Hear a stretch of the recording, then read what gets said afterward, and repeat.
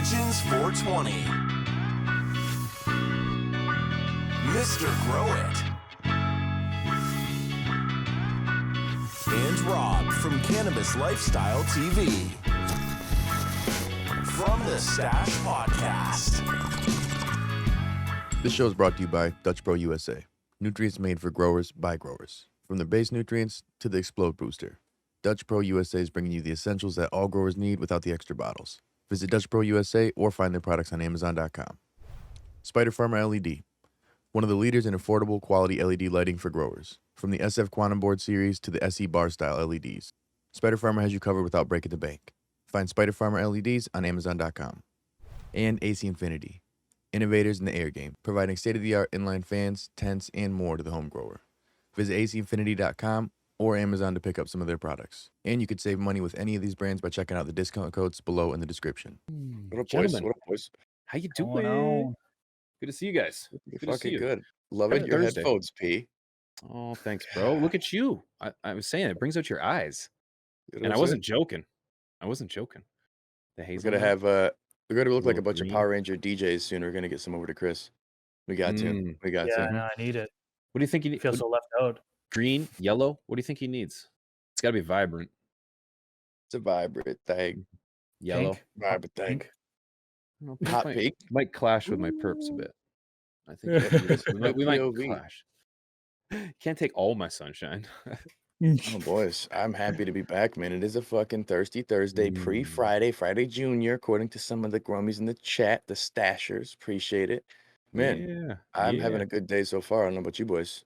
Fantastic day. Things are Fantastic kosher, day. things are I'm actually kosher. I'm gonna have a toke here right after this nice sip of an unsponsored beverage. Okay. Yeah, I was in trim jail earlier. I got multiple plans I got to cut down, but I just cut down one at a time. But I swear, dude, no plug, not sponsored. Fucking Trim Daddy saves so much time, so much fucking time, dude. It's Really? amazing, but it's just not as budget friendly for some people, though. You know what I'm It's saying? not budget friendly at all. Let's be honest. No, yeah, period. It's not. It should be more affordable. It really should be. But I love Yep. the way it looks.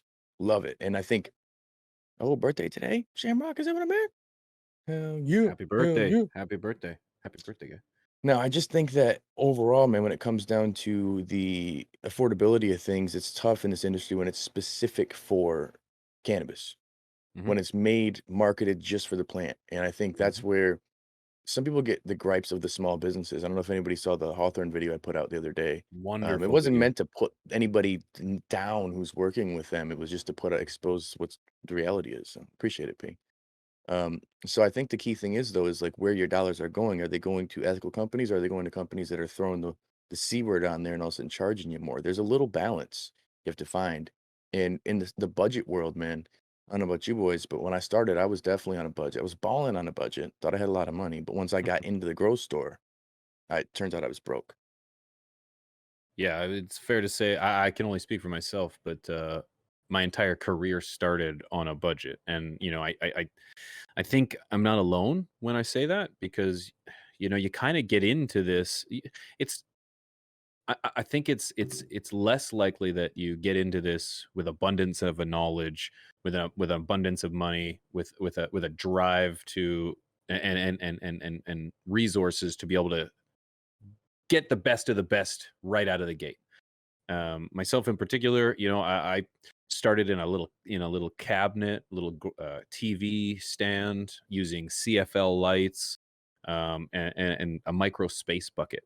But it was through the evolution of getting bigger, better equipment that I was able to learn, and take on bigger projects and improve my craft. So, growing on a budget, I think, is something that most people can relate to, and I'm excited to jump into it. Absolutely. Chris, if you got a running a contractor there right now, not a biggie. We can hold the show down. Yeah, no, we just left right now. So yeah, I do have a contractor. But that's why I'm in a different location for you guys tuning in on YouTube. I've got different background. I got a little bear here chilling with me. I don't know if you guys can see that or not, but That's a big bear. no, I'm good to go. Ready to talk about budget growing. Nice. So Nice. Now, you being where you're at, I feel like probably were more of, I wouldn't say like the Mecca. California probably was the start of the Mecca, but in an area that's very consumer centric. probably had access to a lot more stuff to start than others did in terms of cannabis specific shit, grow stores. Did you start out with a smaller budget or a larger budget? And did you go with cannabis specific or garden specific stuff? I mean, I started out just by, local hydroponic store and on Amazon, just researching and stuff and seeing what I could find. I would say definitely more budget stuff for sure. You know what I mean? Like starting with the temperature and humidity monitor, right? Right now, I'm using the one that's the $50 sensor push one, the Bluetooth, Wi-Fi, all that stuff can see it from my phone. But when I started, I didn't want to spend $50 on a temperature and humidity monitor, so it was like $10 on Amazon, the AccuRite one. I mean, I think might even be able to find something even cheaper than that, $7, something like that. So, but that is something that you need. You know what I mean? You need to be able to see what the temperature and humidity is within the grow space. You may not need to have that equipment that helps adjust the temperature and humidity and so on and so forth. But at least having that in there, $7, $10, having that small device in there so you can look in there and see. It's definitely one way to kind of keep things on a budget side of things. Yeah, I think that's a good thought too. Going into it is thinking of the budget, but try to keep it somewhat related to specific in the industry. Like when I got started, I got Dynagrow, which really wasn't at the time the cannabis nutrients, so to speak. They're really public about it now, but they weren't at one point. It was like for orchids, and it was pretty low key. And dude I knew was growing them from his orchids, and he was doing great. And I'm like, "She, let's make it happen. Let's do it." And it did pretty damn well to start. It was missing a few things, and I started with that, a parabolic hood, which was I think it was octagon or it was a hexagon shaped hood, no glass, 1,000 water, and I put 12 plants underneath there, and it was paint on the walls instead of using the poly. So I used just white paint, box fans in the corner, for extension cords. I mean, it was ghetto, bro. It was ghetto, but it was affordable. And when I started, I went into it with $1,000, and I was like, "Shit, I'm good. Let's go." By the end of it, after paying for each fucking clone and everything, I literally had like 5 more things I needed to get, didn't have the money for it. Needed an inline fan, needed this and that. So I actually set up a few computer fans to start. And this is back working factory jobs or maybe a restaurant at the time. I can't remember, but something where I had a limited budget and I was struggling more, and it was not easy for me to throw all that in the garden. So it was just slapping random shit that was not grow specific in there. And it worked okay. My first harvest, I only got like 2 Z's a plant, but for me, 24 Z's was amazing. I mean, you can't complain. Even still now, if you got 24 off one pull, like shit, can't complain too bad. But my first run with as little as what I had into it, I thought it was more expensive, but it definitely was not. And the nutrients I had were dirt cheap. The most expensive thing was the equipment and then my soil by far. Well, when you're going to be, generally speaking, when you start growing cannabis, there's nothing about it that's cheap. There is nothing about it, unless you got, say, a clone from a friend, so you didn't pay for it, and you're growing outside. Okay, and you're just hoping that you're not going to have to feed it. It's not cheap. You can try to go bare minimum, but it's not going to be cheap. There are definitely some budget friendly avenues to take, and Rob kind of mentioned it. I can't remember if it was just before we started recording or just at the beginning, about getting promo codes or discount codes. That's a great place to start. You can pretty much just Google discount codes these days and get a good promo code for lights, nutrients, tents, you name it. There's a promo code for it. Shout out to our sponsors. What do we have from this or the AC stash? It or changes. AC Check the Infinity. link below. Yeah, we got a few. Yeah, AC if you're on Infinity. YouTube, check it out. Check it out. Yeah, check the links below in the description for those particular Be promo codes. careful But though on Google, man. Be careful if you're just clicking these random coupon websites because there's a lot of like coupon poachers. And for one, the websites are sus. You better have IPVanish, 70% discount code using watchcltv.com/recommends/VPN. But mainly, not all of them work. Not all these codes work. So you'll go right, through and think you have it, and they just don't work. A lot of times you're going to be seeing it from the actual content creators themselves. So look for product review, whatever it is, you know what I'm saying? And then go and find that, and 9 times out of 10, it's a sponsored review, and you're gonna yep, go down in the comment section or description and find a discount code, that's right. usually. That's right, and that's a great place to look. So if you're gonna be starting out, make sure you can. Most people are watching someone on the internet these days. They typically will offer a discount code. Now, if you guys were to go budget, where do you think, where would be the most effective way to go budget, and where do you think you should be spending your money on in those kind of scenarios? I have a video that covers budget growing. Pretty sure I know Rob has a video that covers budget growing, and I'm pretty sure Chris, you have a video that covers budget growing, correct? I mean, somewhat. I mean, I've talked about budget growing I'm before, but pointing not over here. But a specific video for budget growing.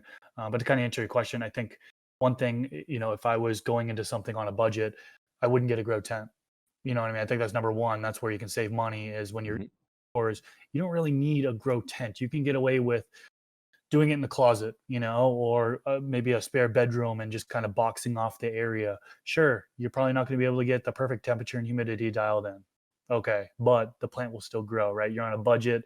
You can sacrifice not having, your environment dialed in on that avenue. So grow tent, I would avoid. Also lighting, right? You can save a little bit of money if you really look at lighting. Now, kind of what we know now about lighting is that photons are photons. Some people, it's often said that it's over exaggeration as far as looking at spectrum. We just had that great talk with Shane through MyGrow. He said that I don't know if it was the talk we had or if it was a garden talk that I had with him, but he's talking about how just about every light that he's seen on the market today is suitable for full spectrum, is suitable for all types of growth. So going into it, what I would do is I would go after some of these cheap Amazon lights. Now, believe it or not, I used to do par tests, and there was this Grow Star one. I was really shocked by how well it performed as far as the number of photons coming down. At 12 inches, it was like 1,000. It was like over 1,000. And this was a smaller one for a 2 foot by 2 foot space flowering, but I think it was like 70 or $80 with a coupon. You know what I mean? So you can save money. Like you don't have to go out and buy $150 HPS, for example, No. or MH or CMH, or even a more expensive LED. You look at the photons, right? Look at your grow space. Look at the photons that are coming from it. Micromoles per meter square. And you can look at PPF, or you can look at the PPFD, whatever numbers are available on the grow light listing. But there are cheaper grow lights out there, and they might be blurple, right? But again, if you kind of go back to that thing of photons are photons, the plant will grow. It's still suitable for all stages of growth. $70-$80 for a 2 foot by 2 foot space for an LED grow light. So those are a couple ways you can kind of save, I'd say. Yeah, dude. totally. I mean, I was just gonna say Go I've ahead. got two SF1000s in here that was like 160 with our discount code on Amazon. And there's a lot, and this is for a 4x4 space. So there's a lot of very affordable lights you can use. As where my expensive tent over here is two Chiltech X6 600 watters with the AC Infinity with all sorts of extra shit. This is like my banger tent. This is kind of like my tester tent that's more affordable and DIY. It's even a Zazzy. Just if you're already using a tent, this was like a fucking $70 or $80 tent. Very affordable. Very affordable. So it's like if you do go tent, you can go that way depending on your grow space. But I've got a buddy who's got a closet smaller than Mr. Canucks. It's a tiny closet, and he's knocking it out of the park consistently. And now his whole house is grow tents. It's crazy.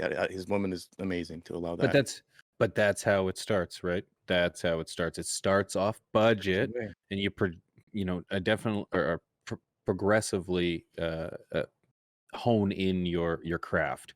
And I like the idea of saving money on lights. That would have been my number one. The tent was a brilliant idea. I didn't even think about that because it's not even on my list of things that I'd buy in the first place. But since converting to a tent, God, the benefits. You could argue, with a tent, you could be saving money on other things such as like maybe heating or maybe air humidifier / dehumidifier. But I do agree that the tent was a good save, and the lighting. You could shit. I started my first grow off with CFLs, just from Philips, baby, and it was in a micro space bucket. I believe I had no less than 4 lights in there. I believe I had 6. This is on the internet, but so we could easily cross reference. But who does that? But 6 CFLs growing, and that it was a critical hog. And that plant through veg grew spectacular. It was incredible. It was beautiful. It was very lush. And it was just, the fans were computer fans as well. So lighting is not somewhere you need to go all out right off the bat. So I totally agree with that. What I would recommend though is if you're gonna go budget, it's not the easiest route. You need to do homework. You need to know that that $70 light is actually getting you somewhere, right? And you're not just throwing a spectrum at it that it's not going to do anything with. You're going to want to make sure that that soil that you're getting is at a decent quality, right? You don't want to get some shit that's grabbed with a shovel from the back nine, that isn't quality controlled or tested. You might want to spend a couple extra dollars to get decent soil, but but point of what I'm trying to say is homework. Make sure you do your homework to know that the bang for your buck is it. I personally don't believe you need a $200 parts per million or an EDC meter or TDS meter. I also don't believe you need a $200 pH meter. So you could I honestly believe that you could be just fine with a $5 box of strips. You could buy strips. Now it's not 100% accurate. You're giving up a little bit, right? But money could be saved there, I think. Well, even if, let's say, you're going the organic route, you may have a little bit more cost to start, but because of that, you won't down the road. pH meter, meh. ppm, meh. Mhm. Um, not a whole lot after that for nutrients other than reamending your food and the soil itself. So there's not much you really have to do in terms of long-term cost. The initial cost, it still would be considered budget grow, even if you're spending a fair chunk, because then that's your nutrients for years. You're good. That soil is going to get better and better and better. It's going to keep working. Or if you're using a bottled line, let's say you're using something like an 8-part, 9-part, crazy series. I'm not even going to say any names. In that case, you may want to consider how can you get those micro and macronutrients from a line that's a little less. There's not as much that you have to do to put into it. And I've used simple A and Bs and they've worked. Have I gotten better results from more? Absolutely. But good genetics are good genetics. That's where I think money should go a little bit into to start. And whether that be securing a good cut, that I know I talked against it before, but if you've smoked it, securing a good cut's worth spending a little bit of money on. Nothing crazy, nothing past hundreds. That's blows my fucking mind. Even $100, I'm like, I want a solid plant, no fucking cut for $100.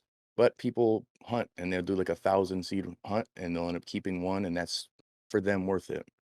I think it just depends on what you're looking for. Now, when it comes to getting packs, that's where I can't stand by these, $200, $300, $400 packs for 5 to 10. It's just like, what? Those could be males. I have to pheno hunt. I might not even got the right one. Like, no chance, no chance. But the genetics are the make or break when it comes to majority of growing. Because I've got buddies who've got the most basic, garbage looking gardens with some super fire bud, yield so. Plants look so, but the final product is A1 from day one, consistently, man. So that's really what it boils down to is I think if you've got the good genetics and the environment is to the basics to make it to the point where it's adequate, so to speak, you'll be okay. But a lot of people want to overdo it, put a bunch into it, and if it's not your budget, don't do it. Yeah. I do want to go back to soil and nutrients. 'Cause I didn't have a chance to talk to him, but I mean, you basically covered it, Rob. I mean, you can go the 2-part or a 3-part bottled system if you want to start with synthetics. You're looking at what, $30. You can get Fox. I know you can get Fox Farm 16-ounce bottles of the trio for like I think $30, um, and that'll last you a while. Maybe you get a bottle of CalMag along with it, depending on how you're Military grade. you have military grade, of course, or hospital Mhm. grade. Either or will work. Um, and so, or the organic route. I wonder if there are any like cheaper blends out there, and maybe some people can let us know in the comment section with what are some cheap blends. I mean, there's Down to Earth. They have a couple blends that you can plan to put together. Earth Dust Nutrients, that's a blend. Build a Soil has a blend that you can Subcool. use for organic style. Not sure the pricing on that. Some would argue that that might be expensive to begin versus synthetic. Just like you touched upon it, though, Rob. In the long run, it's probably going to be better for you, cheaper for you in the long run if you are going that organic routes with the blends. And then soil. I mean, Pigeons. You talked about getting, starting with the quality soil. However, a lot of these days, man, there's a lot of people that are taking the native soil from their backyard and they're actually using it. They're turning it into something. So if you can take some time, conduct the research, figure out how you can take the soil from your backyard Maybe you need to amend it with some perlite to kind of add some more aeration, or some blend, that organic blend, so you can get some nutrients in there. But you might be able to get away with using the native soil in your backyard. If not, then you can always get, I mean, your local hydroponic store, local nursery typically has some cheaper style soil, which are sufficient. I mean, you don't need to spend the extra money for Fox Farm soil. For example, I spent for a 1.5 cubic foot bag, it's like $20, $22 where I live.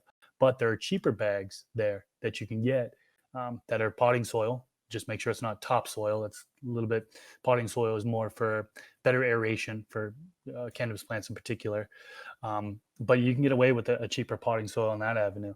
And the last thing I want to touch upon is grow pot, which is, I mean, I don't know what would be cheaper, if just buying the grow pots, or a lot of people, what they'll do is they'll go to the Home Depot or Lowe's and get those 5 gallon buckets. I think it was like $2, right? $2, $3 maybe for a 5 gallon bucket. So that might be cheaper to get those versus going to a hydroponic store and getting individual buckets. So you kind of do some price shopping there. But those are a couple ways to kind of keep a budget when it comes to soil, nutrients, and container. Oh, and then I go also you to can start when the container that you're going to plan to finish in, right? So you don't need to buy extra containers. You don't need to buy solo cups. You don't need to buy 1 gallons. Just buy those 1 5 gallon containers and plant directly into that. You can do it for sure. Yeah. Well, I was gonna say another option, if you're doing something like that, because they do, at least at my local nursery, they sell 10-gallon pots for dirt cheap. They're thinner plastic pots and they're branded with what they have, but they're really, really cheap. And you can go in and buy those up for like $1 or $2 a piece at the most, for 10-gallon pots if you're going big boy status. And on that side of big boy status, you could do seasonal growing is another option. So the initial cost is one thing, but your monthly cost is another thing. Your annual cost, you know. So I've got a buddy who only veggies inside seasonally and then flowers the rest of the time outside. And he's got Cali looking Mendo boys, huge trees, huge. And every year you go into his garden, it looks like, damn, dude, you should be flipping the flower. Do it up. Nope, because he's waiting till his plants are like 6 feet tall and they go outside. I'm like, damn, dude, but his cost is nothing because he's using fluorescent lights the entire time. Just cheap, cheap, cheap, everything. And now he's converting to some cheaper LEDs, more affordable LEDs. But it's like he never has basically the flowering cycle go, and he just veggies, shuts it down, flips it to flower outside. So then his electricity costs just non-existent outside, other than some fans that are blowing in the greenhouse. So it's really a conscious decision, or even depending on how much you yield. If you yield very well, you could take off a season. So like Chris will do with the summer often. I know, like, depending on where you live, climate based, that might be a good idea because your cost is going to be so fucking high in that time. So you knock it out of the park in the winter and you make sure you've got enough to get through the season, so to speak. You hibernate on it. Yeah, you touch on really good point there. You can really use the time you grow to really affect your budget. Even when you're growing inside, if you're growing in the wintertime, you could grow at nighttime, have your lights on at nighttime to help, or daytime, depending on when you want your heat to help keep that, or hell, you could even circulate some of that air into your house, maybe to another level of the house, another floor. That's definitely going to help, a lot of states, I'm not particular if it's in this way in my country. I'm sure it is. Let's not be ignorant. I'm sure it's this way for my own fucking hydro bill. But some places it's more cost effective to run your lights at nighttime than it is, or during the day than it is at night. Find out where it is for you. Is the consumption generally used during the day? Because if that's the case, then it's going to be at nighttime that you're going to get a more cost effective rate. So take that into consideration as well. That's huge. And then you touched on the seasonal. A guy like me, it's cold up here in the wintertime, so I have to pay an extra amount of money, a fair amount of money, to heat my garden. To a point where it's manageable, and so that's definitely going to play an effect on my bills. In the summertime, it's bloody well hot. That's going to play in. So it's like if you grew during the late spring to early summer, or vice versa, the late summer to early fall, to kind of maximize those temperatures, that's definitely a very valid way of growing on a budget. For sure, man. I think working with your environment, working with the climate, and that side of LED versus HPS argument we had before. Summertime growers, LEDs all day. Wintertime growers, maybe HPS if you already have them. because you're going to supplement some of your heat in your space. If you're having to work on that heat, I know over here, even right now, it's like 72 in the grow when the lights are on. And just 3-4 weeks ago, it was 85. And so I can only imagine when it's real cold outside and I'm having to heat the entire house just to supplement that, or add a space heater to supplement that. So working with the environment in terms of changing up the equipment you have, dialing it back or turning it up certain seasons, that's really important. I got a guy who only grows autos in the summertime because he wants to be able to quickly turn it around, and he does it with his somewhat weaker lights in his veg space. I'm like, damn, smart, man. But he always has flower, and he just has it for himself. He's not a caregiver. He's just patient. And it's all circumstantial, one, two, but it's a geography-based thing because people who are limited on numbers, if you're in a place in Canada with 4 plant restrictions, then you're going to be like, well, shit, my budget grows. Like, all right, well, I need to just get these big beasts. So maybe I'll just do one big mambo at a time. And that's going to be less resource heavy. That's going to be less everything heavy. I mean, in terms of other than your yield will be heavier. But working with what you have is also being budget friendly. I do the time thing as well, 7 to 7 for my flower. For LED, for me, the cost is so damn cheap. It's not a big deal, but it's everything else that I run in the room. So I think you just got to take those into consideration, every factor, and know that the budget isn't just the initial cost, it's long-term ROI as well. It's not just going to be today's cost, it's next month's cost, it's the end of the year. Like, how much did this cost me to harvest all this? Like, damn, I spent 10 grand to do all this. I may as well just been buying fucking flour or get a caregiver. Just depends on what you're doing and how big boy status you go. And then one other thing would be, and if you're running your lights at nighttime, for example, most of your electricity is going on at night. Some places where you live, not in my place, unfortunately, but your electricity company will charge you less kilowatts per hour. I'm not sure if Pigeons Yeah, mentioned it's that or here. not, but That's it'll be cheaper to run it at night. That's kind of what you were alluding to. And then one of you guys touched upon it, but you can kind of heat your house. So shout out to Grateful Grower. He grows in his basement, and then during the wintertime, he was running HPS back in the day. A lot of you guys know of Grateful Grower. I wish he would have come back on YouTube, man. I miss that dude. But Nah, he Nice gets pop up up. through his he ventilation. found a blessing. He found a Grow, blessing, and the YouTube does not deserve. well, Grow Mouse was in our comment section just a couple weeks ago with his y- channel. Oh, oh yeah, really? yeah. Yeah, it's a great Wow. episode, boys. I was like, I thought he Okay, was gone. Maybe he's making a Wow. comeback. Maybe HLG saying, "Yo, come here's on hoping. back, make content, dog." Right, I don't right. know, man. But That's cool. heating your house, so he had put his exhaust. He'd pull the heat from his HPS, go right into the ventilation that goes upstairs. So he'd be heating his house with that, so save money there. One thing we didn't talk about yet is water, right? I mean, you don't need to buy an RO system or go down the street to get RO water, or buy distilled water or buy bottled water. You can use your tap water and just let it sit out for 24, 48 hours. So let that chlorine dissipate. Keep your fingers crossed that there's no chloramine in there, because chloramine does not dissipate, right? And that'd be killing off the microbes. But you can get away with even not letting it sit out and watering right away. I mean, I've got house plants all right in here. My girlfriend takes care of, and she never lets it sit out. She's straight from the tap right in there, and they're thriving. So You water your plants outside with a hose? yeah, I've got with an the hose. outdoor plant that is fucking super danky that I'm getting ready to cut down. That was watered the entire time on organic mix with a hose. And it grew great. Like, I mean, fucking Uh, big, thick buds, stinky, dank trichomes. Like, yeah.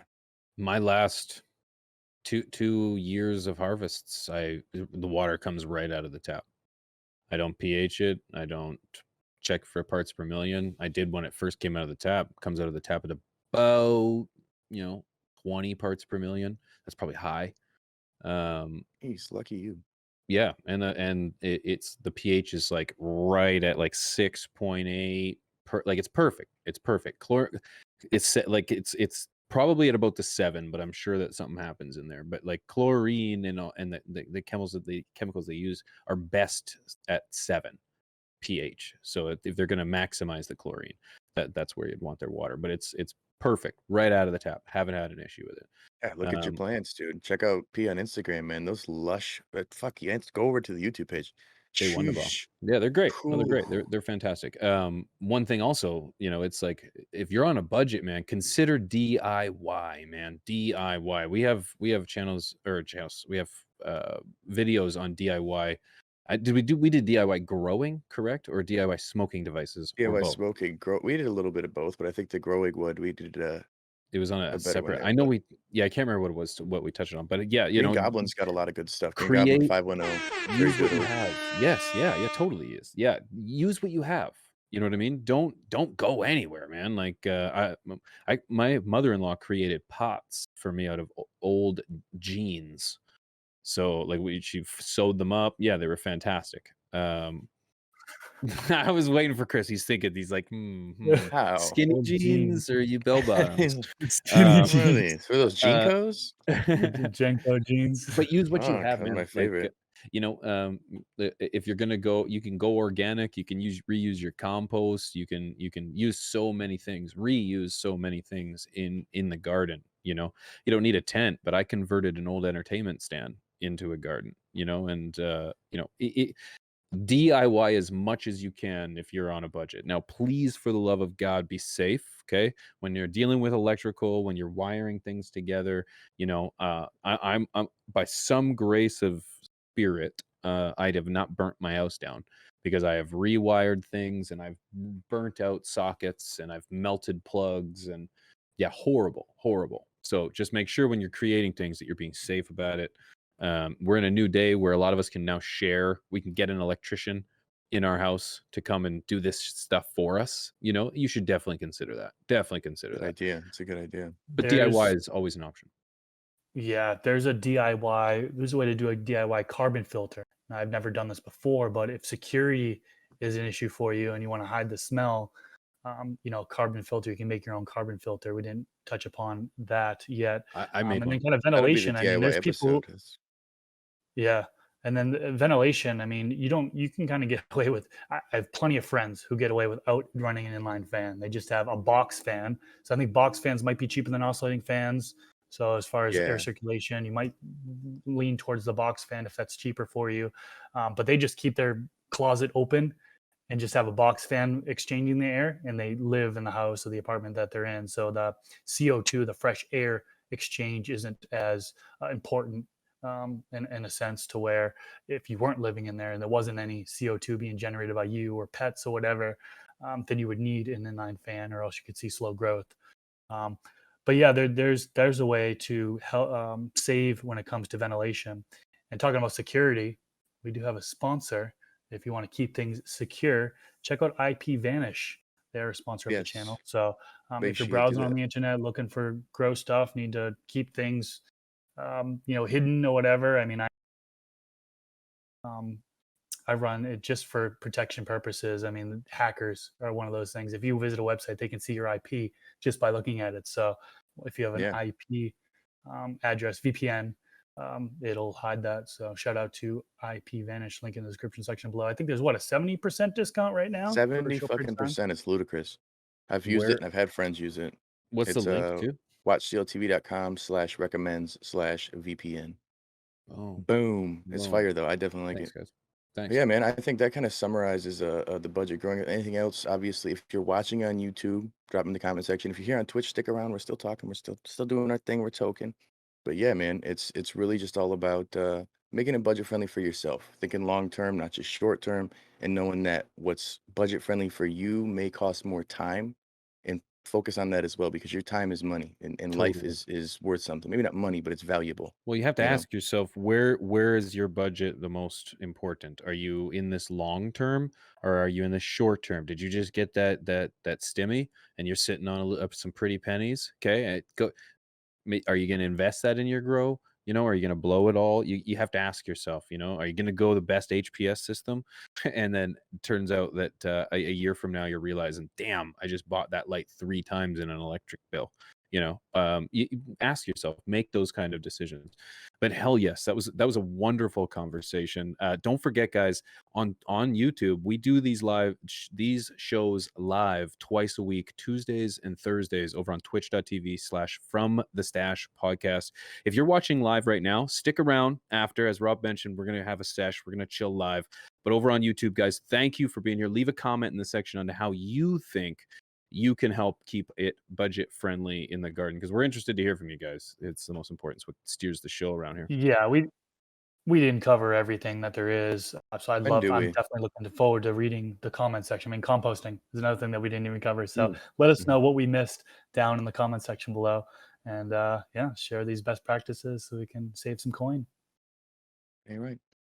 For CLtv, it's me, Rob. Mr. Hi, Grower, Rob. aka Chris. I call him Chris. We call him Chris collectively. And then also this guy Pigeons. You too. See you next time. Peace.